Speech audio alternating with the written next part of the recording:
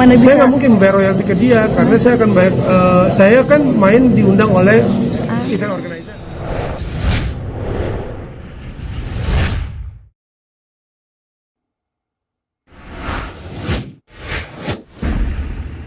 Di sentil soal itu. Itu wajar, namanya juga pendapat orang ya. Mungkin berdasarkan dari perasaan, ungkapan perasaan. Dan juga mungkin ada pengetahuan tentang detil-detil yang masih kurang sedikit ya. Artinya saya sih anggapnya itu satu bagian dari dinamika bermusik di Indonesia. Ada satu yang kita perjuangkan bahwa lembaga manajemen kolektif nasional yang sudah dibentuk ini bisa menjalankan tugas dengan baik, ya, sehingga pendistribusian atau pengumpulan royalti dan pendistribusian itu bisa berjalan dengan baik dan lancar. Itu nggak mudah, karena itu menyangkut sistem di dalamnya dan juga bagaimana aturan-aturan ini menjadi memasyarakat ya, artinya dimengerti oleh masyarakat. Pengertian dalam masyarakat yang separuh-separuh juga bisa jadi menyesatkan, apalagi ditambah dengan pendapat-pendapat yang tidak sesuai dengan hukum positif yang berlaku.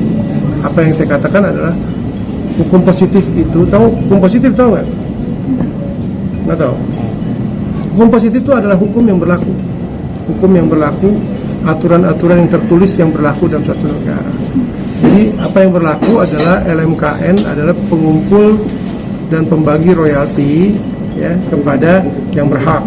Apakah itu pencipta, apakah itu performer maupun juga pemilik hak terkait seperti pemilik master rekaman.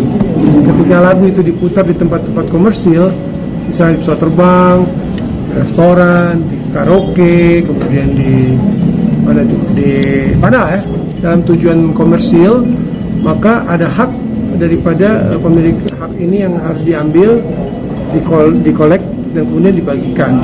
Termasuk pula dalam hal pertunjukan musik, konser dan sebagainya. Itu kan, itu sampai di sini kan orang mengerti bahwa ada kepentingan hak cipta atau pencipta untuk dibela. Saya juga adalah pembela lebih dari 100% untuk kepentingan pencipta, karena saya juga menciptakan lagu juga, meskipun saya lebih dikenal sebagai penyanyi ya, atau performer, tapi di dalam album saya yang terakhir saya menciptakan lagu itu semuanya. Jadi berisik. Jadi kita harus memulai dengan pengertian terhadap hukum positif yang berlaku, ya, hukum positif atau aturan yang berlaku, bahwa ada wewenang di LMK dan LMKN untuk menjadi badan yang mengumpulkan dan membagikan royalti. Nah, di bawah LMKN atau Lembaga Manajemen Kolektif Nasional itu ada LMK, Lembaga Manajemen Kolektif, atau yang memiliki hak juga untuk mendistribusikan royalti itu kepada siapa? Kepada mereka yang terdaftar di situ, terdaftar di dalam Lembaga Manajemen Kolektif, baik untuk pencipta maupun penyanyi, performer, gitaris, instrumentalis maupun pemilik master. Ya. Aturan yang ada kan sudah cukup jelas di Undang-Undang Nomor 28 Tahun 2014. Kemudian ada PP 56 Tahun 2021 ya, misalnya. Kemudian ada Peraturan Menteri Nomor 9 Tahun 2022. Ya. Itu harus dilihat dari situ, bahwa pengumpulan royalti itu dilakukan oleh LMK dan LMKN berdasarkan apa? Angka yang akan dikumpulkan berdasarkan rate atau tarif yang sudah ditetapkan oleh menteri. Jadi misalnya kita ada di karaoke, kita menyanyikan berapa lagu di karaoke, itu ada sejumlah uang yang akan ditransfer kepada pencipta berdasarkan peraturan menteri, bukan berdasarkan peraturan yang dibuat oleh penciptanya. Bukan. Demikian juga dalam pertunjukan konser, jumlahnya adalah sejauh ini 2% dari tiket yang terjual, atau jika tidak memakai tiket maka 2% dari ongkos produksi musik atau ongkos produksi yang berhubungan dengan musik. Dan seperti itu.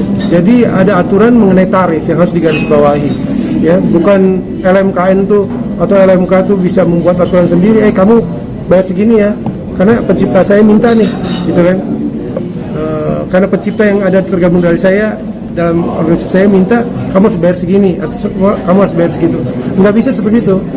Ada aturan tentang tarif yang memang adalah hak hukum positif yang berlaku di negara ini.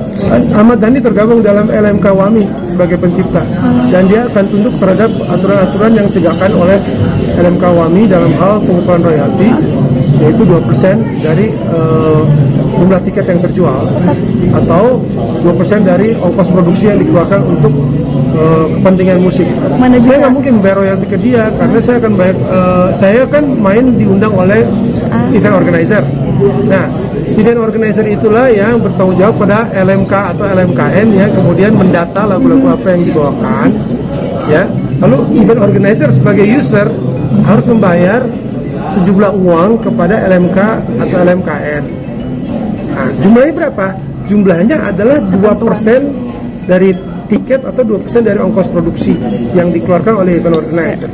Dari LMK dan LMKN, uang ini dalam periode-periode tertentu akan disalurkan kepada pencipta yang tergabung di dalamnya. Ya. Salah satunya adalah Ahmad Dhani.